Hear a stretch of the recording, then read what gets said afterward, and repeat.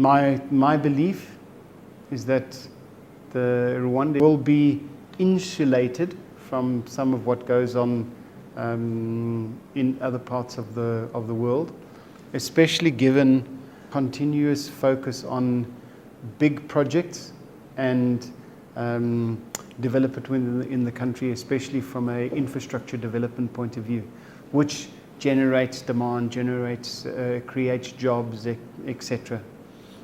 Obviously, we're going to take a lot of strain on the hotel tourism area, and that's exactly what the Economic Recovery Fund is going to satisfy. It's going to help some of those companies. There are good companies that have had their livelihood taken away from them completely. The Economic Recovery Fund will help that out. It's a start. If I remember the first iterations, where they were looking at it was to see the overall indication that the fund would help on the hotels would help reduce costs by about 26%, which is significant, but that's reducing cost. It's not generating any revenue. The only way to generate revenue is to have guests in the hotel. And the only way you can have guests in the hotel is when countries open their borders. It doesn't help if we open our border. It's where the countries open their borders. And I think that if you look now in terms of the way we've done the restrictions with regards to the amount of time that you have to be in quarantine, it's now reduced to 7 days. It follows international guidelines which have been tracked with regards to how long it takes for COVID to present, which is 6 days. So if you get somebody and they quarantine for 7 days, you will know within that period whether they were where they've tested, that eventually, if they test negative in the beginning, whether they'll test positive at the end. So I think we've been pragmatic in terms of the approach to the virus. The fact that parts of the economy are now opened up is great. A lot of the day workers are back to work in the construction industry, albeit at 50%. That's going to drive. And what we need to do now is drive consumption expenditure. Now in the services sector, wholesale and retail trading, importation of capital goods is still taking place. Building and construction now is back. Some of the key projects never stopped. We've seen cement production increase, so we've got some manufacturing back. We've got people back at assembly plants. The tea and coffee industry never stopped. It continued throughout. So in the major agriculture, that has continued through the period. So we've watched the flow. The season is in. The coffee buying is taking place at the same rates. International prices are okay. Haven't been affected wholesale yet, but the jury is still out on with regards to those prices. The bank is reliant on two areas. First of all, depositors, and the depositors have left their money in the bank. The other one is on transaction flows, and that is the more trade, the more commerce that takes place, the more transactions we see, the more imports we see in the country. The demand for FX has reduced slightly by by about a quarter. We've seen across our counters, but we need to see those transactions flowing, and then obviously on the lending side, as you know, we reduced our rates for lending from by half a percent, and that was instead of making a specific outside of what we've provided in terms of COVID support from the management, the staff and the directors of the bank. We felt that was a good contribution at the time to make across our larger banking community. That pumped back a significant amount of money in terms of cost savings. So we'll continue with the lending.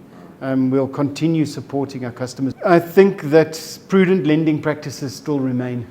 But now it's important to look at the forecast, how the business is going to survive in the future, how businesses will adapt to the way of the new way of doing business.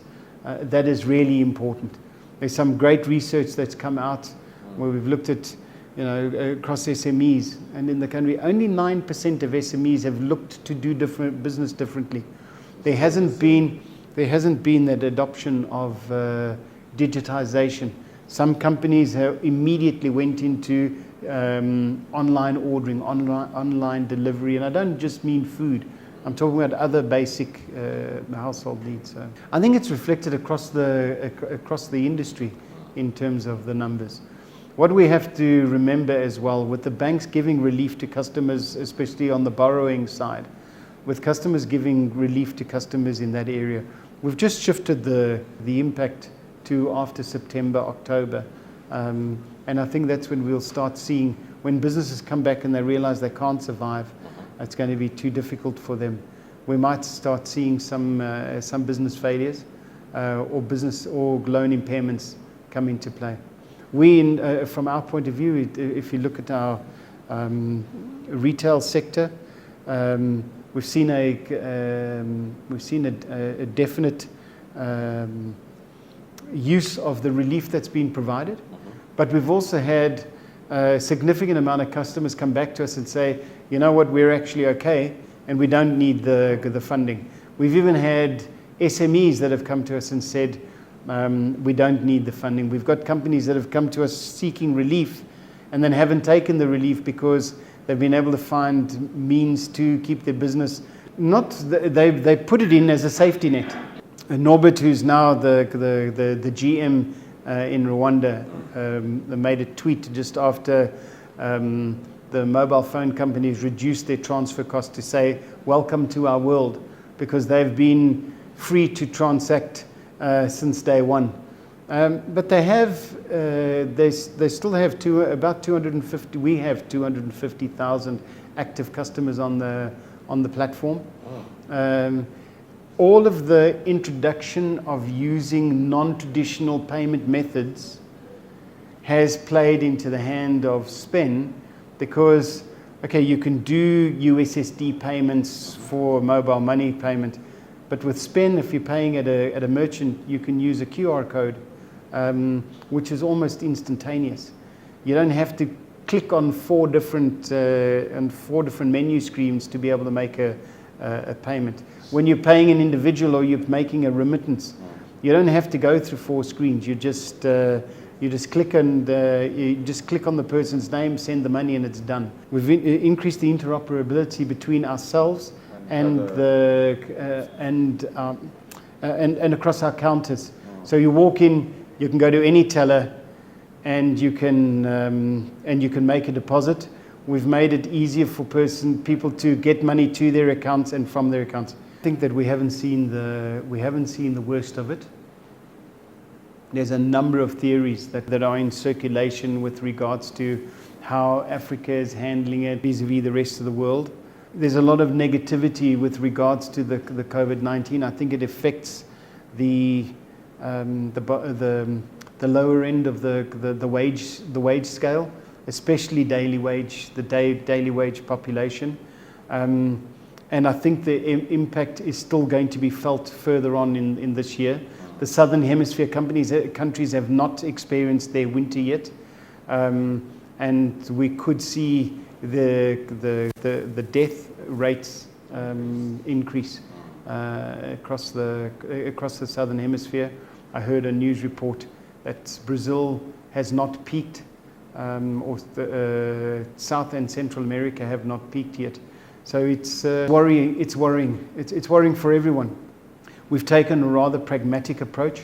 We've modeled our forecast based on a much higher than expected impairments within our books, just to make sure that we would rather plan for the worst and then experience better results in the long run. But that's been and at the moment you cannot predict or make proper plans. You can only scenario plan. You can only make predictions because we don't know the full extent. We are not in business as usual mode yet.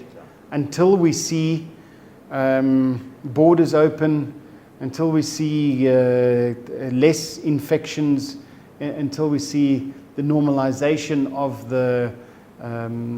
of our environment, we need to be doing some careful thinking with regards to the way we are planning for the future.